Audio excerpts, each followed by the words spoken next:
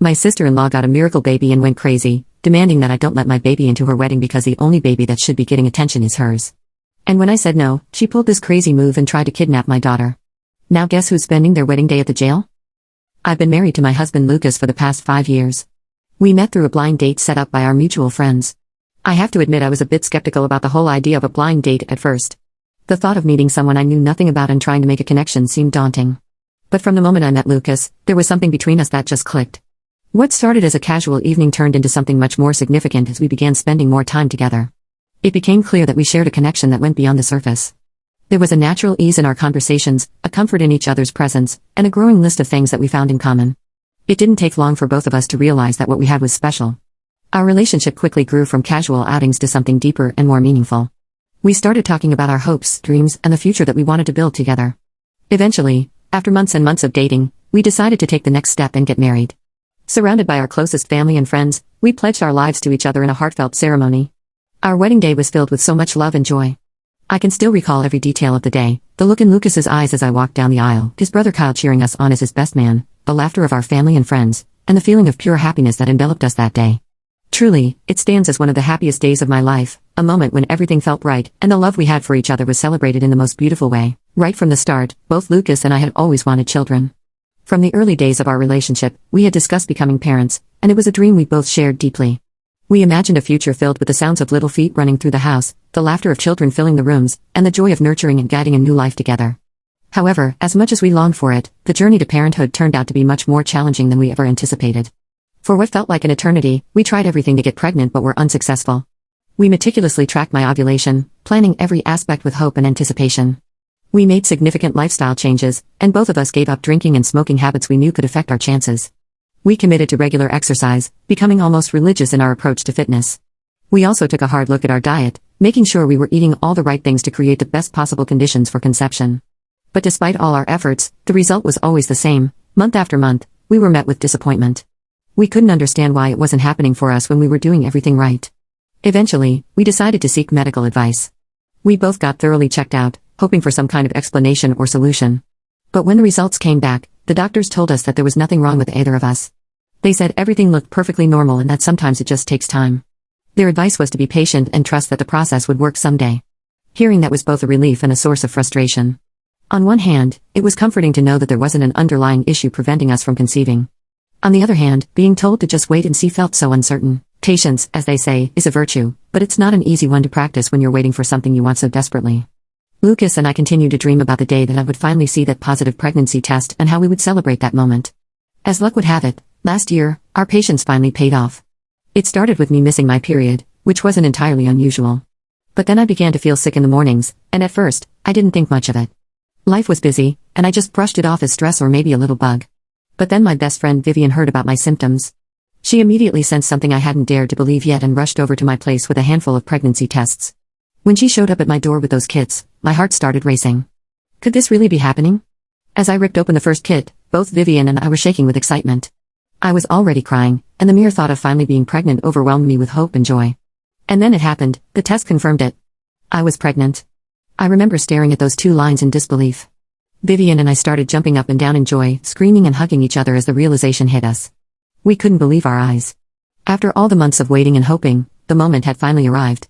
That evening, I knew I wanted to make the moment just as special for Lucas. My husband had been on this journey with me every step of the way, and I wanted the news to be a memory that we would cherish forever. With Vivian's help, I planned a sweet little surprise. We decorated the living room with balloons and bought a small cake to celebrate the news. It was simple but perfect. When Lucas came home from work that night, he was immediately puzzled by the festive decorations. He laughed, asking me if I had somehow mixed up the dates and thought it was his birthday. I just stood there smiling, trying to contain my excitement. Instead of answering him, I simply handed him the pregnancy test. It took a second for him to fully register what he was holding, but then I saw the realization dawn in his eyes. His expression changed from confusion to shock and then to pure, unbridled joy. He yelled in excitement, and before I knew it, he had swept me off my feet and was spinning me around in a hug. After everything we had been through, all the waiting and hoping, we finally had the answer we had been longing for. We were going to be parents. Throughout my pregnancy, after every appointment with my gynecologist, I would come back home beaming with joy, clutching the latest ultrasound picture of our little baby. I would immediately place them on the fridge with our magnets, creating a growing collage of our journey. Every time I walked by, I glanced at the images, and it would fill my heart with so much happiness, a constant reminder that our little Cece was growing and thriving. Lucas and I spent a lot of time preparing for our daughter's arrival. We took on the task of decorating the nursery together, carefully selecting colors, furniture, and little decorations that would make it a warm and loving space for our baby. We went shopping for baby clothes, each tiny outfit a testament to the excitement and love we already felt for her. We also picked out strollers, car seats, and all the other essentials we needed. Every decision was made with so much care and thought, imagining how it would all come together when Cece finally arrived. After reaching the 12-week mark, which felt like a significant milestone, Lucas and I decided it was time to share the news with our families. We wanted to do it in a way that felt special and personal, so we planned a small dinner at our place. We invited only our closest family members under the pretext of a casual gathering. No one had any idea what was coming, and we were so excited to see their reactions. The evening of the dinner arrived, and the house was filled with the warmth and chatter of family. As I looked around, I noticed that Lucas's younger brother Kyle had arrived with his girlfriend. I was a little surprised, to be honest. We had specifically mentioned that this was going to be a gathering of family members only, and it threw me off that he had brought a random woman without checking with us first. But knowing Kyle and his spontaneous nature, we decided not to make a fuss about it and just let it go. Kyle introduced his girlfriend Jasmine to everyone at the dinner. She was a divorcee with a child from her previous marriage, and it was obvious that she was significantly older than Kyle. They had apparently met at the gym recently and hit it off. Throughout the evening, both Kyle and Jasmine kept behaving like horny little teenagers. They kept grabbing each other, kissing, and making noises that were hard to ignore, especially in front of everyone. It was more than a little uncomfortable, and I could sense that I wasn't the only one who felt that way. Despite this awkwardness, I was determined not to let it derail the evening. As we all sat down for dinner, Lucas and I exchanged a glance, silently agreeing that it was time we stood up and got everyone's attention. "We have something to share with you all," Lucas said, his voice full of excitement. And with that, I brought out the collection of ultrasound pictures that I had been collecting. As I held them up for everyone to see, I announced with a smile, "We're pregnant." For a moment, there was silence as everyone looked at our faces, processing what we had just said. The room exploded with joy. Everyone jumped up from their seats, rushing to hug us, congratulate us, and share in our happiness. The atmosphere was suddenly electric with excitement and love. Lucas's parents were especially thrilled. This was going to be their first grandchild, and I could see the pride and happiness shining in their eyes. They had known how hard we had been trying, and this news meant the world to them. My own mother was in tears as she hugged me tightly. "Are you okay, sweetheart?" she asked, her voice choked with emotion as tears streamed down her face. I nodded, smiling through my own tears. "Yes, Mom, I'm more than okay." My brother and his wife hugged Lucas and me, expressing how thrilled they were that we were finally going to be parents. They couldn't wait to help us out and share tips for being first-time parents. I confessed how nervous I was and how I kept overthinking every decision. My brother reassured me that he felt the same way before my niece was born, and his wife nodded in agreement. In that moment, nothing else mattered but the love and support of our family. This was what Lucas and I had dreamed of, and now, surrounded by the people we cared about most, it was all coming true. The evening had been filled with so much joy, but there was one person who stood out like a sore thumb, Jasmine. While everyone else was celebrating and sharing in our happiness, Jasmine sat motionless in her chair, glaring at us with a look of unmistakable anger. Her reaction was so starkly different from everyone else's that it was impossible not to notice. I couldn't help but feel a bit uneasy about it. When Kyle came over to hug me, I took the opportunity to quietly ask him what was going on with Jasmine. I wondered if we had somehow offended her, though I couldn't think of anything that might have caused such a reaction. But Kyle just shrugged it off, telling me it wasn't a big deal. He seemed completely unconcerned, as if her behavior was something he was used to. As the evening progressed, we all moved to the living room to enjoy dessert and wine. Naturally, I refrained from drinking, and Lucas joined me in solidarity, choosing not to drink as well. We all settled in, and the conversation naturally turned to babies and pregnancy. I shared details about the nursery we had been putting together, feeling proud of the little space we were creating for Cece. Throughout all of this, Jasmine had remained silent, barely participating in the conversation. But then, out of nowhere, she suddenly spoke up, asking if she could see our nursery. Her request caught me a little off guard, but I didn't see any harm in it. After all, she was a parent herself, and I thought perhaps she might have some helpful suggestions or tips. So, I nodded and told her that she was welcome to take a look, and I escorted her to the nursery. As we entered the room, I watched her closely and noticed that she didn't seem impressed at all. Instead, she started pointing out things that she thought were wrong with our nursery. She criticized our choice of room, saying it was too well lit for a baby to sleep in, suggesting that we hadn't thought it through. I calmly explained that we were planning to install roll-up curtains to darken the room whenever the baby needed to sleep, but she barely acknowledged my response. Next, she had an opinion about why we had chosen to color the room yellow instead of a more neutral color.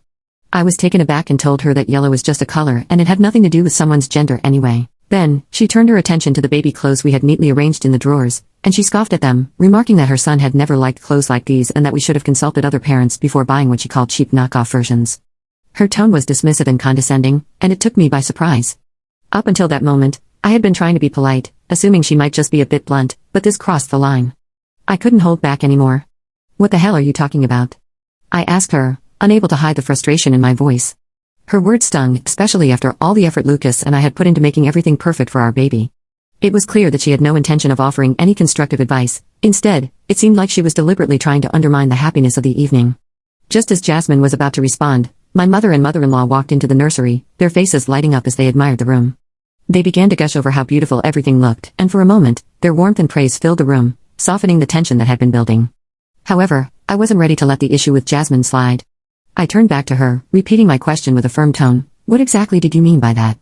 Both my mother and mother-in-law noticed that something was off, and sensing the unease, my mother asked me what was wrong. I didn't hesitate to explain how Jasmine had been criticizing the nursery and had even gone so far as to call the baby clothes we'd chosen cheap. Both of them were taken aback by this, clearly surprised that someone would be so openly critical, especially during such a special time. My mother-in-law laughed in disbelief and turned to Jasmine, asking, "Is this true?" Jasmine, seemingly caught off guard by the sudden attention, tried to downplay her earlier remarks. She claimed that she found the clothes too rough to the touch and that she was simply advising me to consider softer options. But my mother and mother-in-law weren't buying it. They both shook their heads and chuckled softly, pointing out to her that the clothes felt perfectly smooth to them. Jasmine then quickly tried to backtrack, insisting that as a mother, she knew better and I should learn to keep an open mind and be willing to accept criticism. But before I could respond, my mother stepped in, her voice firm yet calm. "Well, we're mothers too," she said, "and we would never say something like that to her. You should know better than anyone how difficult it is to be a first-time mother." My mother-in-law joined in, backing me up as well. "This isn't your place to criticize, Jasmine," she said. "It's one thing to offer advice, but this isn't how you do it." Jasmine's face flushed with embarrassment as she realized she was outnumbered and out of line. She looked visibly offended but didn't have much to say in response. Instead, she stormed out of the nursery in a huff. I followed her out, wanting to make sure the situation didn't escalate further. Jasmine made her way to Kyle, who was still in the living room chatting with the rest of the family. Without bothering to explain much, she announced that she wanted to go home. Kyle looked confused, but sensing her agitation, he didn't push the issue. He simply apologized to everyone, congratulated Lucas and me again on the pregnancy, and then left with Jasmine. Later on, Kyle reached out to both Lucas and me to apologize for Jasmine's behavior at our announcement party.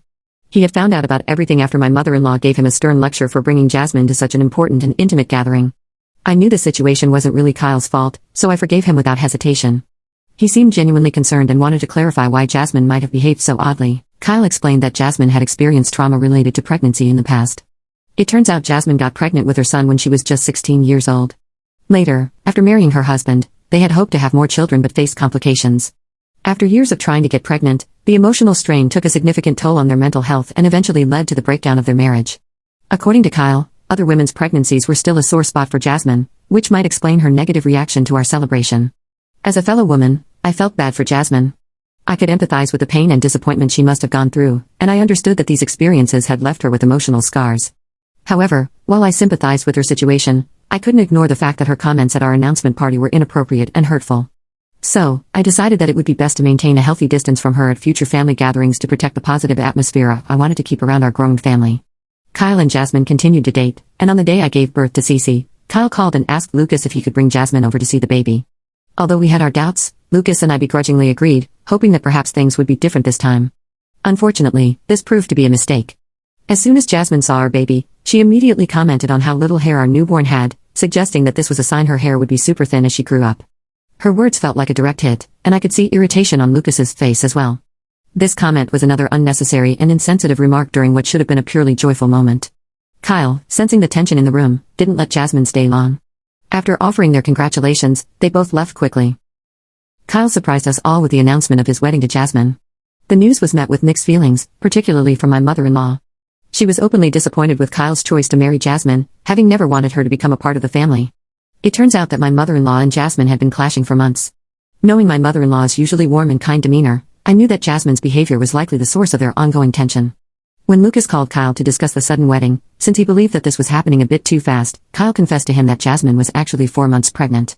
Apparently, Kyle had only discovered this 2 months prior and had kept it a secret as they didn't want to be judged before they got married. Kyle expressed that he wanted to marry Jasmine before the baby was born, which was understandable given their circumstances. However, during the actual preparation for the wedding, Jasmine threw a fit while trying on wedding dresses because she couldn't fit into any of them. She had gained weight during her pregnancy, which made it difficult for her to wear her dream dress. Kyle tried to convince her to wear something much more comfortable, but she was adamant about the dress, and in the end, she demanded that Kyle change the wedding date. Originally, the wedding was planned to occur before the baby's arrival, but it was now pushed to a month after the baby was due so that Jasmine could have time to lose some of the weight that she had gained. Despite the frustration that the change of plans might have caused, everyone understood that this was Jasmine and Kyle's special day, and they had every right to choose a date that made them feel comfortable. A month ago, Jasmine gave birth to her daughter, and Lucas and I had even gone to the hospital to congratulate her and Kyle about the baby and their approaching wedding. Lucas was going to be Kyle's best man. We were not comfortable leaving Cece behind for the entire day, so we decided to take our daughter with us. My mother-in-law and I discussed it, and we agreed that we could handle taking care of Cece between us. I did try looking into hiring a babysitter for the hotel room at first, but with the rising concerns about child abductions, I felt more comfortable having a known family member look after Cece instead. During the reception, I was planning not to drink and would retire early to our room anyway, ensuring Cece was well cared for throughout the evening. However, about a week before the wedding, Jasmine called me, and during our conversation, Jasmine asked me if I would be bringing Cece to the wedding. I confirmed that I would and went on to share our plan to manage Cece's care throughout the evening. To my surprise, Jasmine interrupted me and said that she didn't want Cece at the wedding. I was taken aback, and I asked her why. Jasmine told me that she only wanted her miracle baby to be the center of attention and that having Cece there would divert attention away from her. I tried to explain that everyone had already met Cece and that no one could ever take any attention away from her on her wedding day, but Jasmine was insistent, and she became increasingly upset. She told me that if I couldn't respect her boundaries, then I wasn't welcome at the wedding.